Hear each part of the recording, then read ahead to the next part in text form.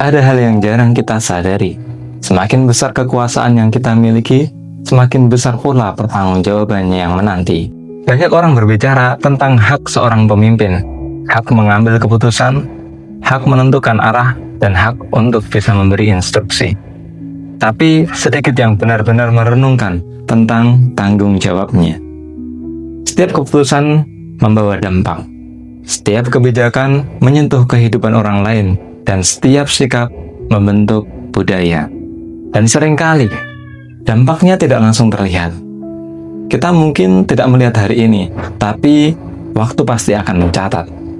Tokoh kepemimpinan seperti John C. Maxwell pernah menekankan bahwa ukuran sejati seseorang pemimpin terlihat dari bagaimana ia mempengaruhi orang dalam jangka panjang. Artinya, kepemimpinan bukan hanya tentang hasil hari ini, tapi tentang konsekuensi esok hari. Bukan hanya tentang pencapaian, tapi tentang dampak.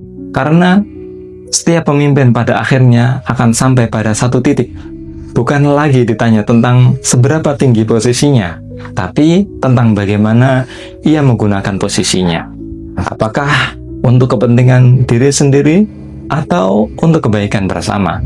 Kita sudah berbicara di video-video sebelumnya berkaitan tentang jabatan, tentang nilai, tentang budaya, tentang kepercayaan, tentang keteladanan, dan juga tentang kewarisan. Semua itu bermuara pada satu hal, yaitu akuntabilitas dan integritas. Bersedia berdiri di belakang keputusan, bersedia memperbaiki ketika salah, dan bersedia menjaga nilai meski itu tidak mudah. Karena kepemimpinan bukan privilege, ia adalah amanah. Dan amanah selalu meminta sebuah pertanggungjawaban. Maka sebelum kita berbicara tentang strategi besar dan pencapaian yang tinggi, mari kita periksa diri kita sendiri. Sudahkah kita memimpin dengan nilai?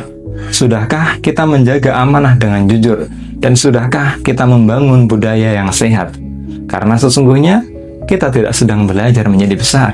Kita sedang belajar menjadi pribadi yang lebih baik lagi. Barakallahu fikum.